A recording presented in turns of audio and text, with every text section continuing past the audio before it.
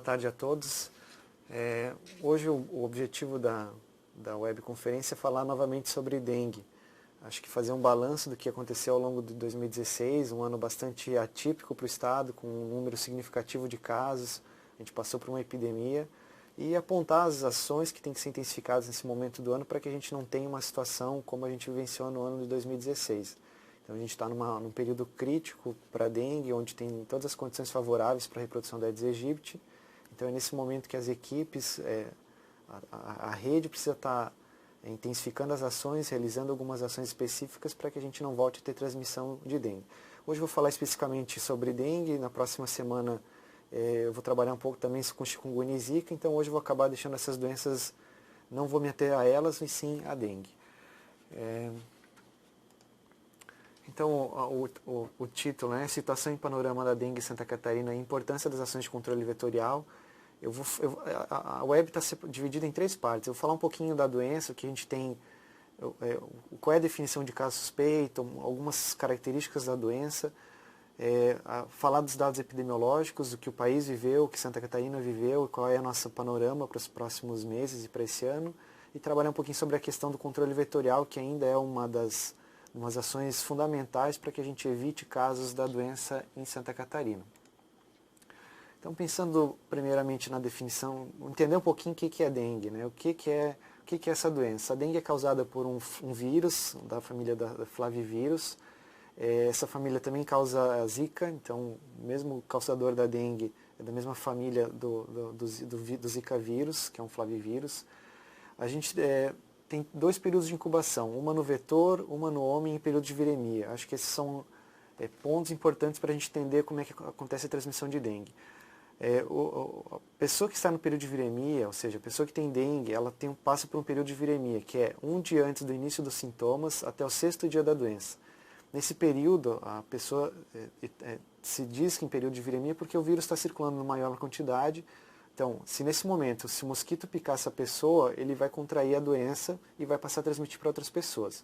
Então, a partir do momento que o mosquito pica uma pessoa em período de viremia, ele passa por um período de incubação também, que varia no mosquito de 8 a 12 dias de incubação no mosquito. A partir disso, ele passa a transmitir o vírus da dengue. A pessoa, a partir do momento que é picada pela Aedes aegypti, ela leva um período de incubação também de médio de 4 a 10 dias, mas normalmente ocorre de 5 a 6. Então, nesse período, a pessoa, se é picada pela Aedes aegypti, passa a desenvolver os sintomas. Então, esses são períodos importantes para a gente entender como acontece a transmissão.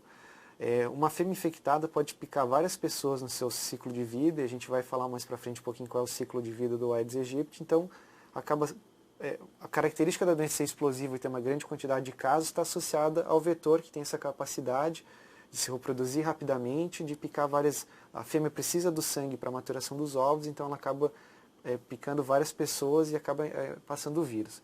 É importante a gente se ater à definição de caso suspeito.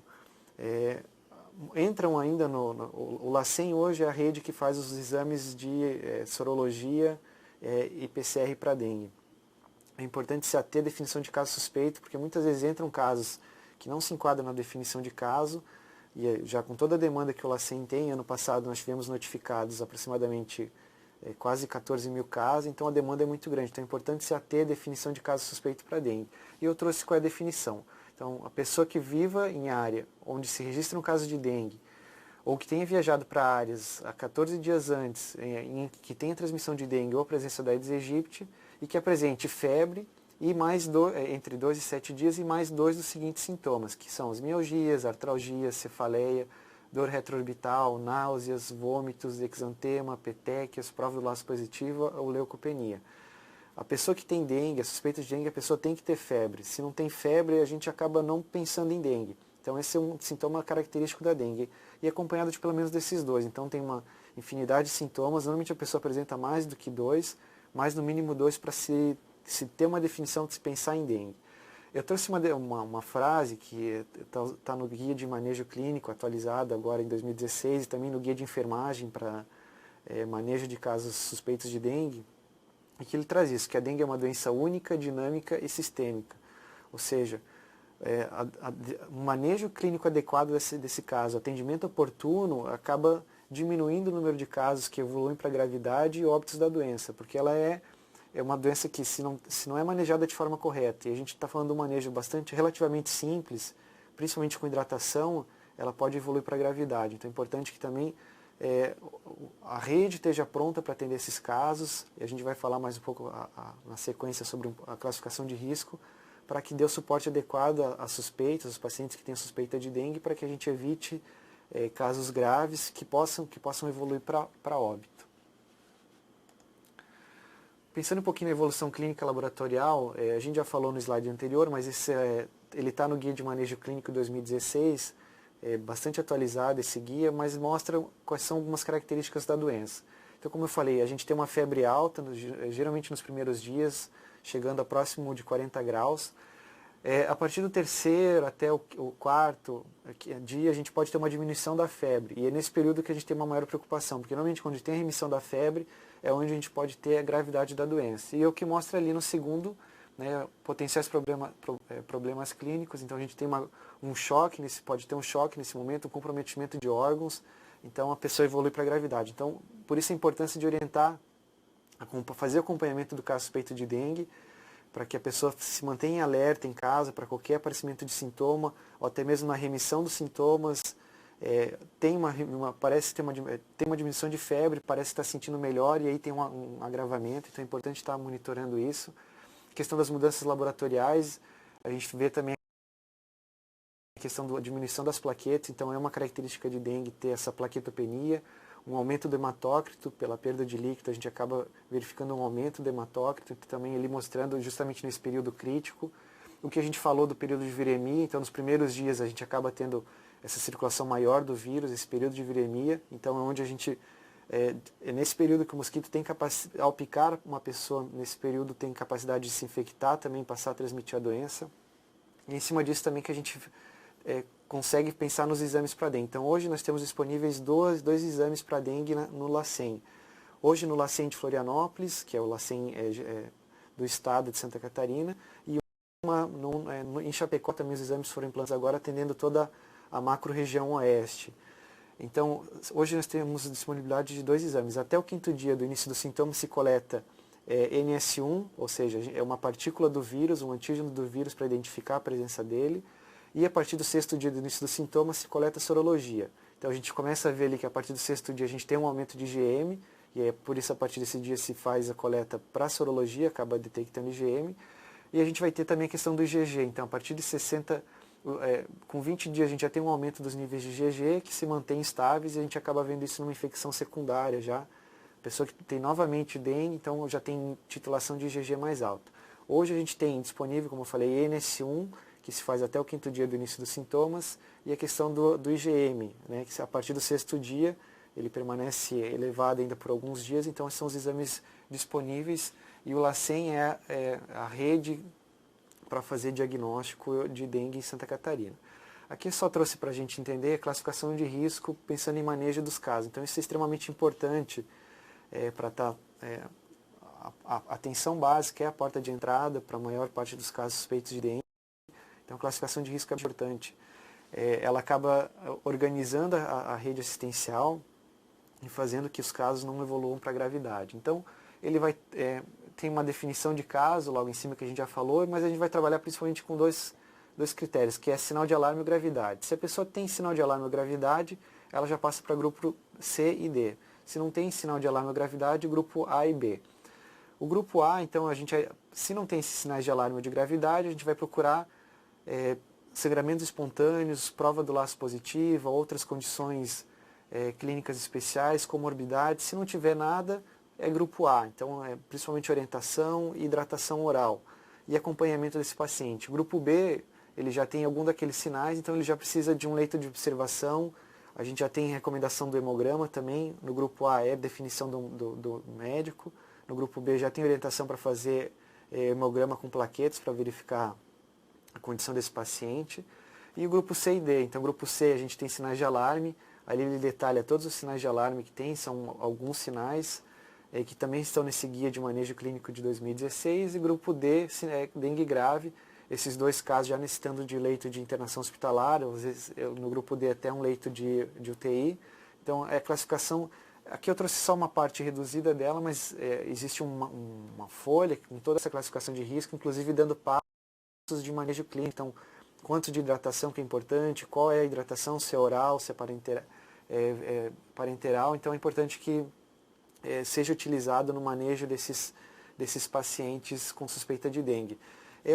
Esse manejo clínico está disponível, a gente confeccionou já na diretoria, encaminhou os municípios já no ano passado, então para quem não tem, ele está disponível no site também, a gente vai estar enviando novamente para as gerências regionais de saúde para que sejam distribuídas, para que isso esteja nos consultórios, para os profissionais que fazem atendimento, para que saibam lidar, saibam dar o atendimento oportuno e adequado para esses pacientes com suspeita de dengue.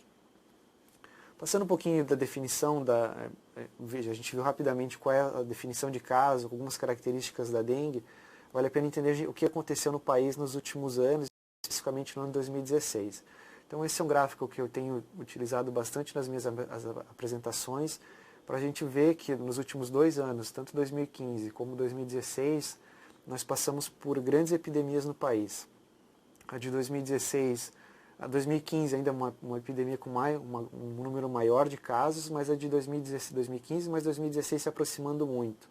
Então vejo que uma diferença de 2015 e 2016 é o pico da doença. Em 2016 a gente teve um pico muito mais cedo do que normalmente acontece, que é mês de março e abril.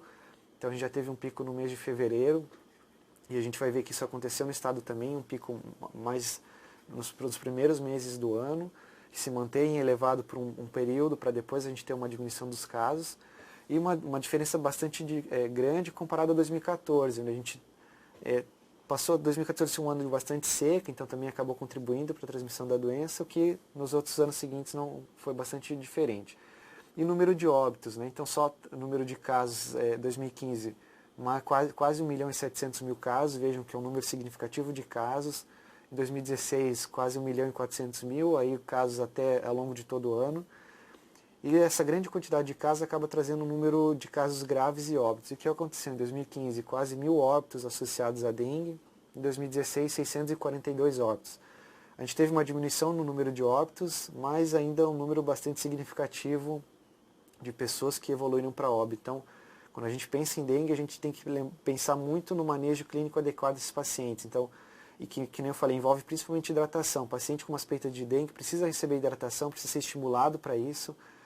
O paciente está no grupo A, a recomendação é que seja 60 ml por quilo do paciente. Então, é importante detalhar isso também, não é dizer que o paciente precisa se hidratar, precisa tomar muito líquido, mas às vezes o muito líquido muda de paciente para paciente, então é importante fazer esse cálculo, ver qual é a quantidade recomendada, porque a hidratação acaba salvando vidas na suspeita de dengue. Então isso é importante para a gente evitar esse número elevado de óbitos que aconteceu no país de uma forma aqui geral, mas que também aconteceu no estado, e a gente espera que trabalhe para que isso não aconteça, esse número não se repita novamente.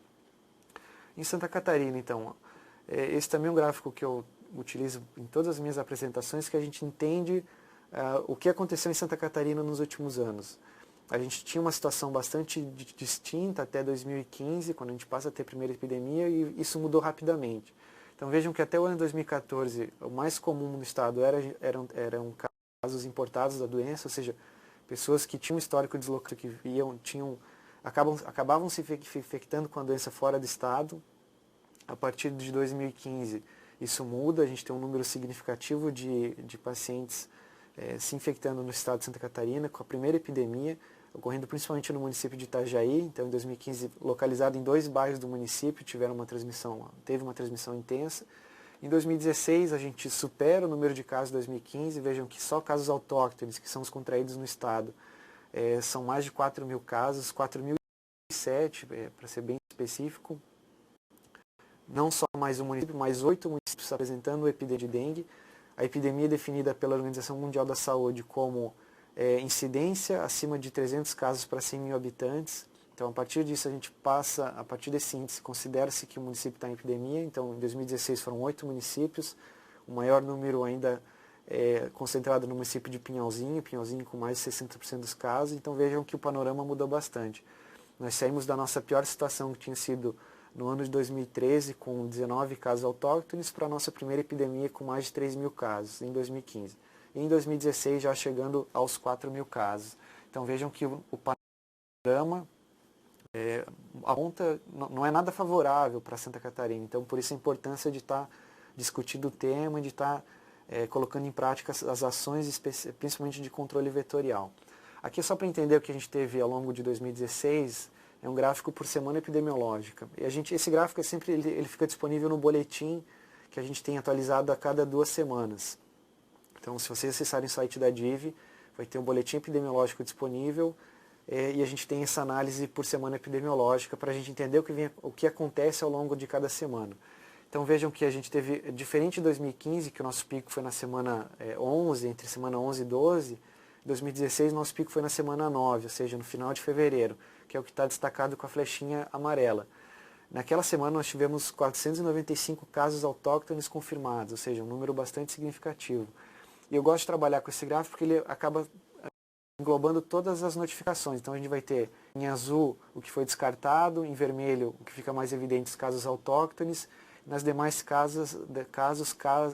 as demais cores, casos que estão em investigação ou que ainda não foram encerrados. Então vejam que na semana com maior número de casos, que é a semana 9, a gente se aproxima de quase mais de 1.000 casos suspeitos. Então, o que a gente vê numa epidemia é que há uma sobrecarga do sistema de saúde. A procura é tão grande que o sistema acaba não dando conta de atender todos os pacientes ou há uma sobrecarga muito grande, porque a gente não pode trabalhar só com os casos confirmados. Todos os casos suspeitos vão ser atendidos. Então, esse gráfico também mostra, acaba servindo para a gente ver que quando há epidemias de dengue, a sobrecarga é muito grande nos serviços. A partir da semana 9, a gente se mantém estável ao longo de várias semanas. E vejam que a partir da semana 17, só que a gente começa a ter uma diminuição do número de casos. E aí, a partir da semana 23, várias semanas registrando, sem registro de casos autóctones, voltamos a ter casos autóctones na semana 29, e até então não houve mais o registro. Mas vejam que a gente passou várias semanas, praticamente até a semana 20, registrando casos autóctones da doença, e uma grande quantidade concentrada em algumas semanas. Então, volto a frisar, a sobrecarga é muito grande, por isso a importância das ações de prevenção para que o sistema não seja sobrecarregado numa situação como essa. Eu ainda destaco nesse gráfico, embora não está presente informação, mas ali separada, a gente teve em 2016 62 casos com sinais de alarme, então pacientes que tinham algum sinal de alarme, e 2 casos graves. E, diferente do ano 2015, esses 2 casos graves que nós tivemos em 2016, eles evoluíram para óbito. Então, um dos pacientes é bastante jovem, com 37 anos, então mostra que o manejo clínico é fundamental, precisa ser implantado em toda a rede, para que a gente evite óbitos de pessoas jovens, como foi o que aconteceu em 2016. E aqui só detalhando, então aqui a gente consegue ver, procurei detalhar para vocês verem quais foram os municípios. Esses municípios que estão com pontinho vermelho são aqueles que tiveram a epidemia de dengue. Então, quando eu falei Pinhalzinho com mais de 60% dos casos, mas outros municípios como Chapecó, Coronel Freitas, Serra Alta, Descanso, Bom Jesus, Modelo e União do Oeste apresentando epidemia de dengue. Como a gente trabalha, é importante destacar que não precisa ter um número elevado para ser considerado epidemia. Como a gente trabalha com incidência, conforme a OMS recomenda, o número é calculado baseado na população do município. Então, em cima da população é feito o cálculo de incidência que vai mostrar se a gente tem uma epidemia ou não. Então, vejam que mesmo municípios que não têm um número tão significativo de casos, mas por terem uma população pequena, acabam entrando na definição de epidemia. Então, no total, foram 27 municípios com transmissão. Aqui é importante destacar uma informação que não necessariamente o município precisa ser infestado para ter transmissão. Aqui a grande maioria é infestado, mas nós temos municípios que não são infestados, mas que acabaram só detectando a presença da Aedes aegypti e também tiveram caso de dengue. Então, a presença da Aedes aegypti traz esse risco de transmissão, a infestação traz um risco de ter uma transmissão em nível epidêmico, então é importante estar, por isso é fundamental as ações de controle vetorial, porque a presença do mosquito traz o risco de transmissão de dengue e também da chikungunya e zika vírus. Então mostrando aqui no total de 4.007 casos, como a gente já tinha destacado no slide anterior. Como eu falei também, a diferença de 2015 para 2016, o que está, então a linha vermelha é o ano de 2016, vejam que a gente teve um pico muito anterior e um número de casos bem mais significativo, Comparando os 2 anos no estado, um aumento de 18% no número de casos de dengue detectados, então é um número expressivo, principalmente no início do ano. Então vejam, aqui é mais para a gente ver realmente essa diferença do ano 2015 para 2016 e o risco que a gente tem de ter uma situação dessa novamente em Santa Catarina. Esse gráfico também está disponível no boletim epidemiológico, então a gente também vai atualizando ele. A gente já tem feito boletins epidemiológicos do ano 2017, então vocês também podem acompanhar a informação atualizada no boletim, inclusive com essa comparação, e já comparando os últimos 3 anos no estado de Santa Catarina, tanto para focos e casos autóctones da doença. Então, sintetizando, o que a gente tem disponível, já agora pegando o ano de 2017. Esse ano nós ainda não temos casos autóctones detectados, o nosso último boletim ele vai até a semana epidemiológica 4, que é até o dia 28 de janeiro, então é a última informação que nós temos. Ainda não temos casos autóctones detectados no estado, mas a gente já tem casos notificados, então um total de 442 casos notificados, muitos já descartados, com mais de 60%, mas alguns ainda permanecem como suspeitos, estão aguardando o resultado laboratorial. Então, mostra que as suspeitas estão acontecendo, mas que apesar de ainda não termos casos, mas a gente pode apresentar casos a qualquer momento. Então não é uma informação importante, mostra que provavelmente as ações desenvolvidas estão surtindo o resultado esperado, mas isso precisa ser mantido porque a gente já vê nas últimas semanas um aumento no número de focos, então poderíamos ter transmissão a qualquer momento. Eu já falei 2015, 2016, não vai ter esse dado, mas eu queria chamar a atenção para esse dado inconclusivo. O caso inconclusivo, todo caso de dengue é uma doença de notificação compulsória, então ela precisa ser notificada no SINAM online no período de 7 dias. Esse caso notificado de dengue ele precisa ser encerrado em até 60 dias, ou seja, o caso é notificado, depois que a gente tem a investigação do caso, os exames laboratoriais, ele precisa ser encerrado em até 60 dias. Esse número que eu destaquei, os inconclusivos, são casos que não foram encerrados. Então vejam que em 2015 e de 2016, em 2016 esse número ainda pode mudar, porque o caso que foi notificado em dezembro, ele teria até fevereiro para ser encerrado, mas o de 2015 não tem mais possibilidade. Vejam que um grande número de casos é notificado e não é encerrado no sistema. Então a gente também não sabe dizer se são casos, se não são casos, e essa é uma informação importante. Se a gente pensar que desses 706 casos de 2016, essas suspeitas, todas forem confirmadas para dengue, a gente tem um aumento significativo no número de casos confirmados. Então, é preciso ter atenção para as unidades que notificam, para quem faz a digitação dessas fichas, para que encerre oportunamente os casos, para quem não digita, mas que passe passar a informação de forma adequada, de forma completa. No caso de dengue, quando é notificado, é importante coletar algumas informações, como sintomas do paciente, se tem histórico de deslocamento, se tem algum sinal de alarme. Então, todas as informações coletadas precisam ser repassadas para que a ficha possa ser encerrada de forma adequada. Então vejam que é um número significativo e a gente precisa ter atenção para isso, porque acaba mudando bastante o panorama se todos esses casos forem confirmados. E como eu falei, em 2016 estão se aproximando de quase 13 mil casos notificados. Quando a gente pensa em demanda para serviços de saúde, a gente precisa ter em mente esse total de casos notificados e não só os confirmados, porque todos esses pacientes acabaram procurando um atendimento, uma unidade de saúde. Então vejam que a demanda, pensando num município pequeno, até mesmo num município grande, que acaba tendo um número maior de casos por ter uma população maior, a demanda é muito grande, então é um número significativo. Por que a gente tem dengue? Porque aí a gente entra na questão do controle vetorial do Aedes aegypti.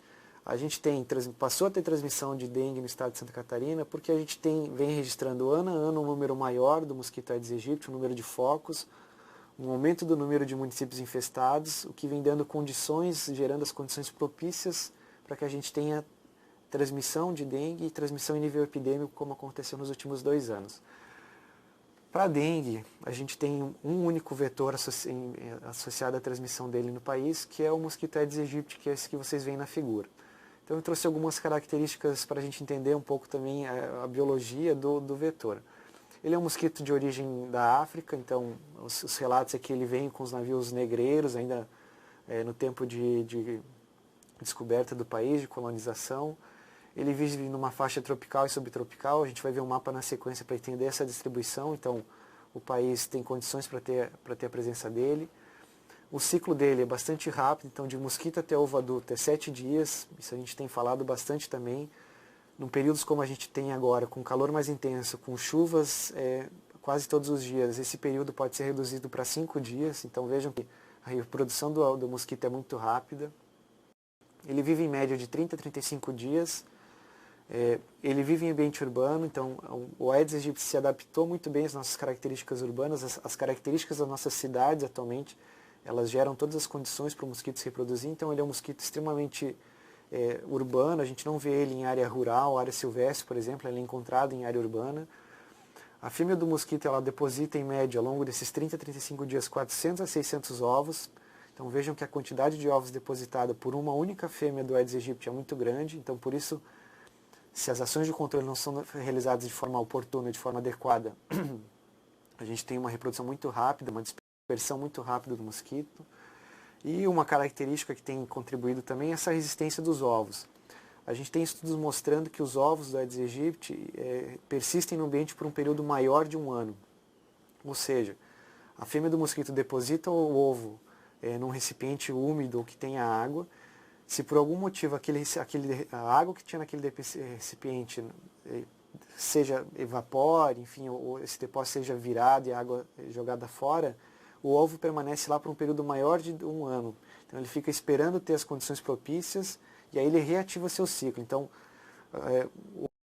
a fêmea depositou o ovo no pneu, por exemplo, aquele pneu foi retirada a água dele, mas daqui a um ano o pneu volta para o ambiente e enche de água. Então esse ovo é reativado, então ele volta para o seu ciclo e dentro de 5 a 7 dias ele vai se tornar um mosquito adulto.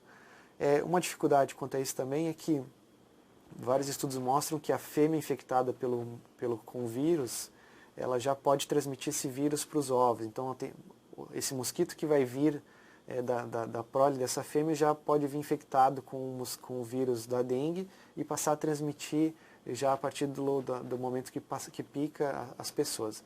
Lembrando que quando a gente pensa nessas doenças transmitidas pelo Aedes aegypti, quem transmite é a fêmea do mosquito, que acaba se alimentando, ela necessita do sangue para a maturação dos ovos, então é ela que acaba transmitindo o vírus para o ser humano.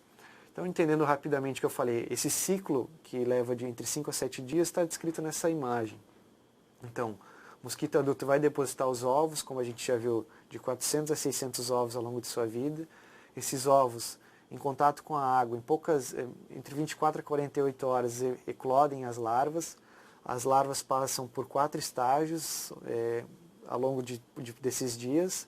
De larva ela evolui para a pupa e da pupa para o mosquito adulto. Então é um ciclo, vejam que todo esse ciclo que parece ser tão longo é muito rápido, acontece em poucos dias, como eu falei, uma grande quantidade. Então, pensando que a fêmea de 30 a 35 dias deposita 400 a 600 ovos e que todos esses ovos vão se tornar mosquitos, vejam que a quantidade de reposição do mosquito é muito importante. Então, por isso a gente tem insistido nas ações de controle vetorial de retirar do ambiente as condições propícias que a fêmea do mosquito encontra para depositar seus ovos, para que a gente não tenha a presença do mosquito ou consiga diminuir a sua presença e reduzir significativamente a possibilidade de transmissão em nível epidêmico de dengue. Então essa ainda é a melhor estratégia para todos os envolvidos nessa atividade. E a distribuição da Aedes, aquilo que eu falei anteriormente, como ele está nessa faixa tropical e subtropical, esse é um estudo bastante recente, eu até coloquei a referência ali embaixo, eles acabaram fazendo uma probabilidade de distribuição do Aedes aegypti. Então, o que está em vermelhinho, que é próximo a 1, é onde tem condições de ter o mosquito, ou sua presença já foi identificada, e o que está em azul ou 0 é onde o mosquito não é encontrado. Então, vejam que se a gente percebam a América do Sul, o país está praticamente com toda a sua área em vermelho ou amarelada, mostrando que o mosquito tem condições para se reproduzir, para se manter nesses locais. Ou até mesmo já foi se a gente pensar no país, a presença dele já foi identificada em todos os estados aqui no país. Então, África, Ásia, vejam que a América do Norte, a questão dos Estados Unidos, já é uma parte, México, e áreas que já estão também apresentando transmissão de Zika vírus, que a gente fala na semana que vem. Então, a gente tem hoje uma uma presença do Aedes aegypti, tem condição, ele se distribui justamente na área onde o país está localizado, então as ações de controle precisam ser desencadeadas. E aí entender, sempre quando em 2016, quando a gente teve a primeira epidemia, 2015, 2016, a gente é muito questionado o porquê que a gente está tendo transmissão de dengue ou está tendo epidemias. Essa é uma explicação. Então eu trouxe uma série histórica dos focos do Aedes aegypti. A gente tem tido a presença cada vez maior do Aedes aegypti e cada vez um número maior de municípios infestados, que a gente consegue entender por essa série histórica. Então em 2010, a gente tinha 890 focos de Aedes aegypti em Santa Catarina, sendo que 54 municípios tinham detectado a sua presença. 5 anos depois, em 2015, os municípios que detectaram a presença, eles estão na cor vermelha, destacados ali nos mapas. Então, 5 anos depois, esse número pulou para 7.250 focos em 117 municípios do estado, sendo que desses 117, 28 foram considerados infestados. A gente tem hoje uma estratégia operacional no programa de controle da dengue, que define o que é infestação. Então, a gente tem alguns critérios técnicos, alguns parâmetros, que é principalmente a disseminação, a manutenção ao longo de um período determinado de tempo do Aedes aegypti e a sua disseminação pelo município para definir uma infestação. Então, esses 28 municípios entraram nessa definição e foram considerados infestados.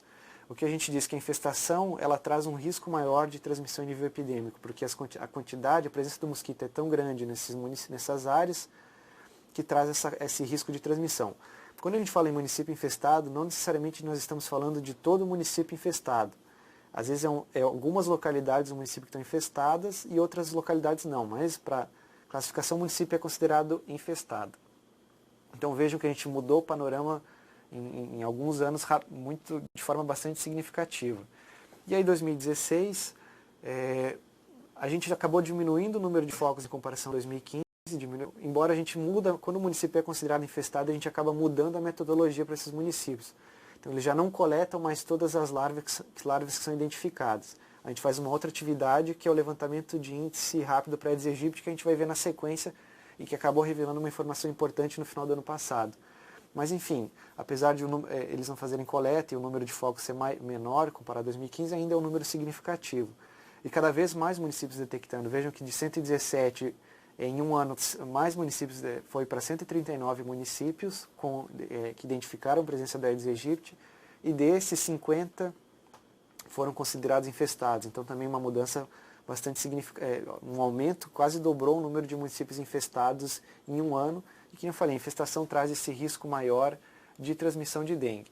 E o que a gente tem de 2017 já, então até dia 6/12, eu atualizei a informação no início dessa semana, já foram 1.182 focos detectados da Aedes aegypti em 78 municípios, sendo que nós tivemos 52 municípios considerados infestados. Então a gente teve a inclusão de mais 3 municípios infestados já em 2017 e um município deixou de ser infestado, que foi o município de Cordilheira Alta. Então desenvolveu toda uma atividade ao longo do ano 2016, ficou um ano sem detectar focos na área infestada e o município volta à sua classificação de não infestação e mantém as atividades de vigilância vetorial. Importante, mas apesar de Cordilheira Alta ter deixado essa condição, a gente tem outros 3 que entraram na classificação de infestação. Então a gente ainda continua tendo as condições, apesar de não ter casos de dengue, mas tem todas as condições propícias, que eu falei, a gente começa a ver um número de aumento de focos, começam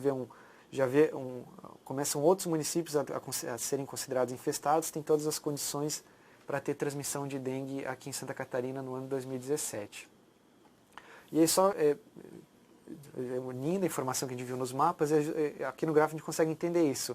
A gente vê, desde aqui até com uma série histórica um pouco anterior, até em 2006, um aumento cada vez maior do número de focos, um aumento cada vez maior do número de municípios detectando a presença da Aedes aegypti. Então isso acaba gerando essa condição, explica o que aconteceu nos anos 2015 e 2016 e aponta para o risco de transmissão em 2017.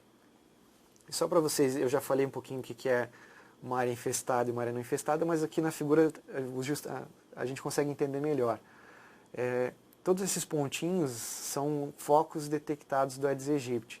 Então vejam que uma área infestada, a gente tem uma grande quantidade de focos detectados, e embora aqui a gente esteja falando de uma forma bastante superficial, não necessariamente precisa ter essa quantidade de focos para ser considerado infestado, mas acaba para a gente entender né? Então, a presença de focos bastante intensa na área infestada, enquanto na área não infestada a gente tem detecção de um foco, talvez mais de um, mas acaba sendo poucos focos, é realizada uma atividade nessa área e acaba não é encontrado mais nenhum foco da Aedes aegypti, então acaba tendo essa diferença de área infestada e área não infestada, e por isso onde a gente tem as epidemias normalmente são em áreas infestadas pelo mosquito.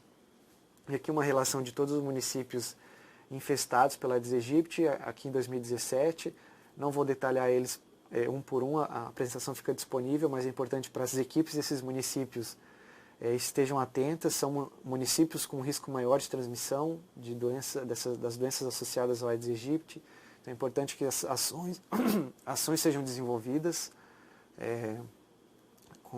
dentro das equipes, com a comunidade, justamente de eliminação de recipientes que acumulem água e que possam fornecer as condições adequadas para a reprodução do Aedes aegypti. Então é importante que esses 52 municípios, o Estado como um todo precisa estar desenvolvendo ações, todos os municípios, mas especialmente esses 52, pela sua condição de infestação e o risco maior de transmissão. E aí o que eu falei do Lira, e aqui é uma informação importante, em 2016 nós tivemos várias atividades, o envolvimento de várias áreas, a criação da sala de situação, envolvimento com várias áreas, Secretaria de Educação, Atenção Básica, Vigilância Sanitária, Defesa Civil, Exército, mesmo com toda a ação que foi desenvolvida, tanto em nível estadual como dos municípios, a gente ainda vê muitos depósitos no ambiente que geram condições para a reprodução do mosquito. Então, essa informação que foi trazida no levantamento de índice rápido para Aedes aegypti mostra isso. Então, fiz uma comparação aqui entre 2015 e 2016. Em 2015, 23 municípios realizaram Lira. Em 2016, 56. Em 2015, esse Lira foi realizado no mês de novembro. Então, 2 tinham risco. O Lira é dividido em estratos, ou seja, satisfatório, alerta e risco. Esse risco quer dizer pensando em transmissão. Então, tem um índice de infestação tão alto que o risco de ter transmissão em nível epidêmico também é muito grande. Então, em 2015, quando a gente fez o Lira em abril, já apontava para o risco de transmissão. Em 2016, vejam que a gente não tem nenhum município em risco. Todos tiveram condição satisfatória ou em alerta, que é o que está no próximo mapa. Mostrando quais são quem fez Lira em 2016 foram os municípios infestados e os municípios que tinham uma situação de risco também foram orientados a realizar essa atividade. Então, os 4 em risco, Sul Brasil, Maravilha, Balneário Camboriú e São Domingos, e todos os demais que estão na cor verde estão com baixo risco, ou seja, tinha um índice de infestação pequeno.